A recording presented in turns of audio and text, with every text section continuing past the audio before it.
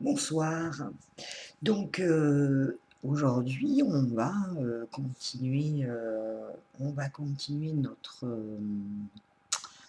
notre discussion par rapport au rêve. Donc on a une question de Valérie, en fait dans la continuité de la première vidéo.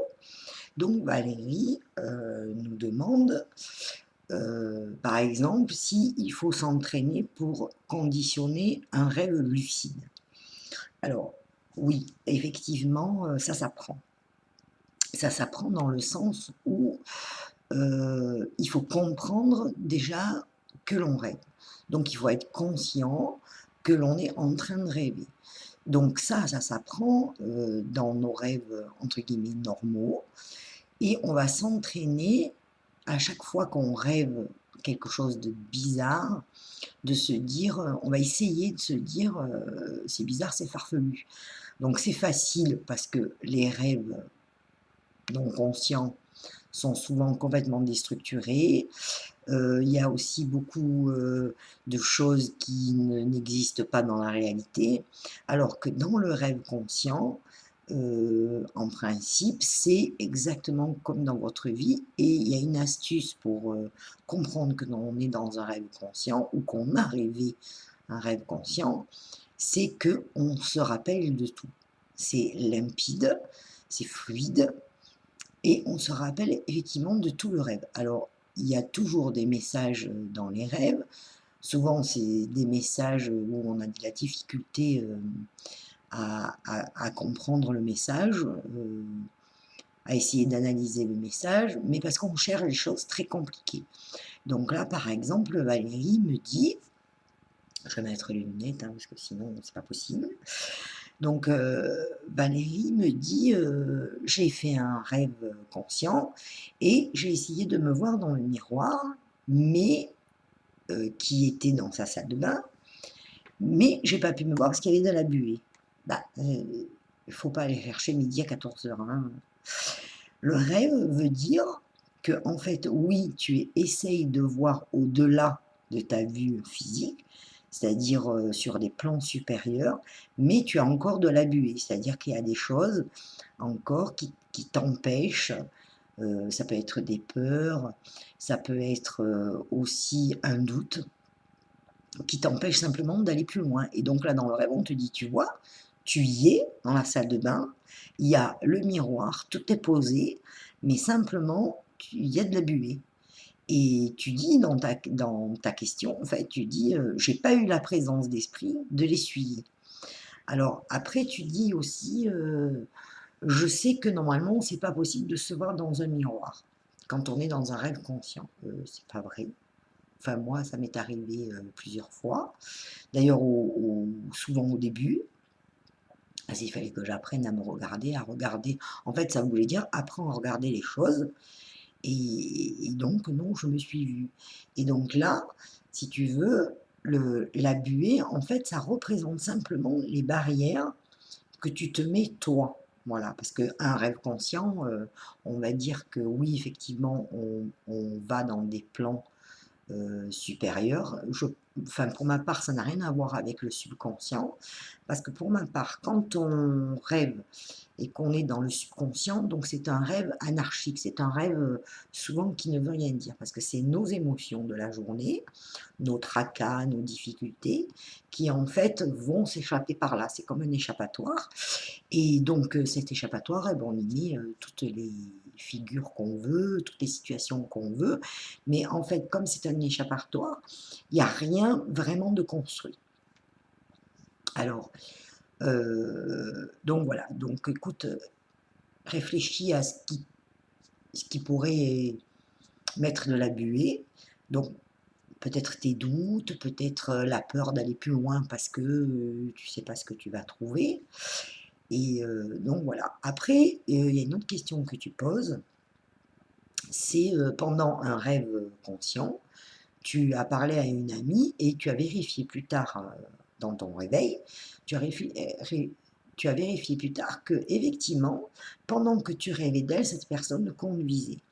Donc ça n'a rien à voir avec la personne, ton amie qui conduisait, elle peut très bien conduire, ça n'a rien à voir avec un état hypnotique, c'est simplement toi qui as une faculté de faire des rêves conscients, même si tu n'arrives pas à les contrôler encore, en fait, ta petite divinité est allée voir la divinité de ta copine et du coup, vous avez discuté toutes les deux.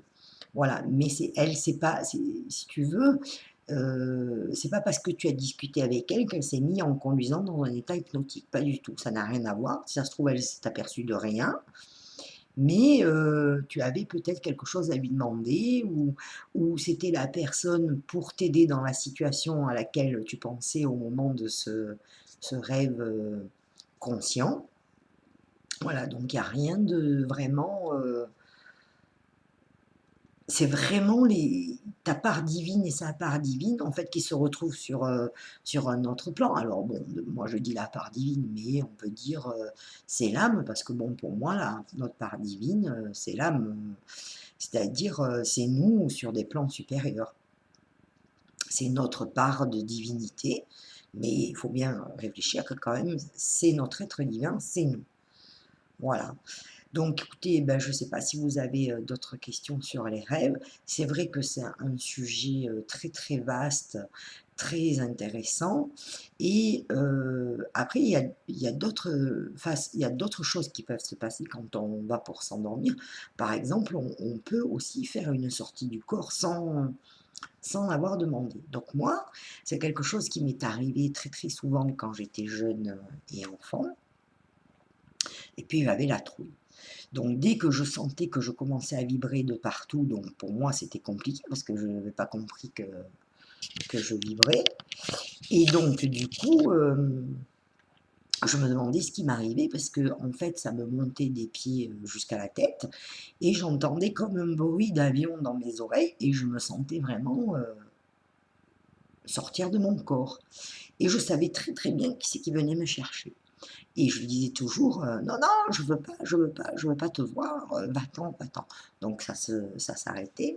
Et puis au moment de mon réveil, il y a quelques années, une fois, ça m'est arrivé consciemment. C'est-à-dire, je me suis couchée, je me suis vue me lever, je me suis vue me regarder et je me suis vue partir. Alors, pour vous dire la vérité, j'ai pas tout compris et encore maintenant à tout ce qui s'est passé dans ce rêve, mais lorsque je suis revenue, je me suis vue me rasseoir, je me suis vue me rallonger en moi, j'ai même fait un peu comme ça parce qu'il me semblait que je n'étais pas exactement au bon endroit, et je me suis réveillée comme si de rien n'était en me rappelant de absolument tout. Alors c'est vrai qu'à ce moment-là, j'étais avec un compagnon, donc on en a parlé. Moi, je vous dirais franchement, jusqu'à ce jour, j'ai pas trop compris. Et lui, en fait, m'a expliqué que, ben, en fait, on me donnait des choses dont je n'avais pas besoin et je leur avais dit que, ben non, ça m'intéressait pas et que si c'était pour aller voir des choses comme ça, je trouvais que c'était inintéressant. Donc, voilà, c'était pas mon truc de sortir de mon corps. Et puis, les années ont passé et c'est devenu un sujet à la mode. Alors, c'était il y a 4, 5 ans, 6 ans même, c'était, tout le monde voulait faire des sorties de corps. Et moi, donc je m'escrimais à vouloir faire ça, j'essayais et j'avais compris que lorsque, par exemple, j'étais très, très, très fatiguée, eh bien, en fait, j'arrivais, à vite fait à me sentir presque sortir. Parce que, bah, évidemment, quand on est très, très fatigué, on lâche prise complètement et donc du coup, on se laisse aller et du coup, on se dit: «Tiens, tiens, je vais pouvoir, faire ça». Et puis, donc ça m'est arrivé 2, 3 fois, ça m'est arrivé en rêve conscient aussi, donc je me suis retrouvée dans des situations, rigolotes et puis, un jour, j'ai un demi-guide, il m'a dit: «Bon maintenant ça suffit, hein, faut t'arrêter».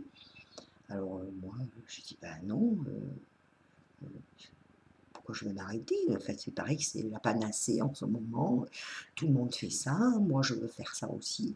Il m'a dit: «Non, écoute-moi bien. Donc, je vais vous dire la réponse qu'il m'a donnée et qui maintenant me fait rire à chaque fois. Il m'a dit, écoute-moi bien, on a eu assez de mal à te faire rentrer. Donc, s'il te plaît, arrête de vouloir sortir parce que c'est compliqué et surtout que tu n'en as pas besoin, c'est un état naturel chez toi. Bon, sur le coup, j'ai rigolé parce que j'ai dit, bah oui, c'est sûr que bon, si vous avez du mal à me faire rentrer, donc, et puis après, mon autre guide m'a dit, écoute, Magali, c'est quelque chose qui se faisait au tout début. C'était une grande mode dans les années 1920, 1940. Tout le monde voulait, mais c'est dangereux. C'est dangereux parce que si on n'est pas préparé, si on n'est pas bien accompagné, on peut aller là où on ne devrait pas aller.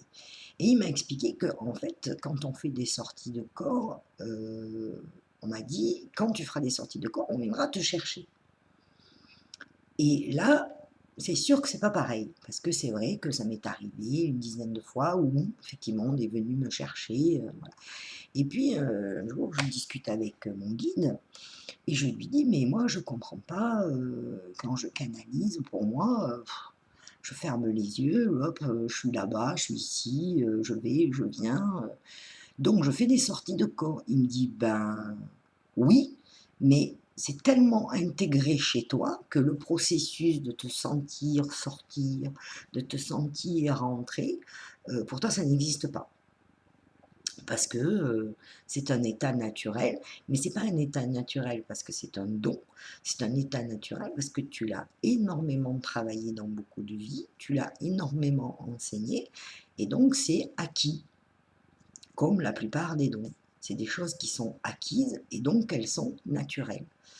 Et ben, du coup, j'ai dit, bon, ben, je vais arrêter de vouloir faire comme tout le monde, hein. Je vais rester comme je suis, et du coup, ça m'est plus jamais arrivé. Et dernièrement, quand j'ai aménagé ici, effectivement, on est venu me chercher. Donc j'ai fait une petite sortie de corps, je suis allée dans quelques endroits, et en fait, c'était simplement pour poser les choses, pour essayer de comprendre deux petites choses qui m'avaient échappé. Et voilà, je suis revenue tranquille, voilà. Et vous pouvez aussi avoir cette sensation bizarre quand, quand vous recevez un enseignement la nuit. C'est-à-dire que vous pouvez ressentir exactement l'état de montée vibratoire. Alors, c'est un état, enfin bon, moi je vais vous raconter le mien. C'est un état particulier qui fait que j'ai l'impression que tout vibre en moi, alors que rien ne bouge. Et au bout d'un moment, donc j'ai toujours ce bruit d'avion qui décolle dans les oreilles. Et au bout d'un moment, ben, je me sens flotter au-dessus de mon lit, alors que ben non, pas du tout, je suis dans mon lit. Et donc ça m'est arrivé une fois lors d'un voyage à Amiens pour visiter la cathédrale. En fait, pour moi, consciemment, j'ai passé toute la nuit au-dessus de mon lit à 2 mètres, collé au plafond. Alors que ben non, non, j'étais bien dans mon lit, mais par contre, j'étais dans un état vibratoire très, très, très, très élevé, qui vibrait énormément, et donc du coup, je tremblais de l'intérieur. Alors, c'était pas agréable du tout, surtout qu'à l'époque, je ne comprenais pas trop, et que bon, ben, finalement, on m'a expliqué. Et de temps en temps, ça m'arrive sur certains lieux, quand justement on a besoin de monter l'état vibratoire. Voilà, donc j'espère que ben, ça aura répondu un peu à ta question, Valérie. Et après, ben, on peut peut-être développer un petit peu plus les rêves. Voilà, je vous embrasse.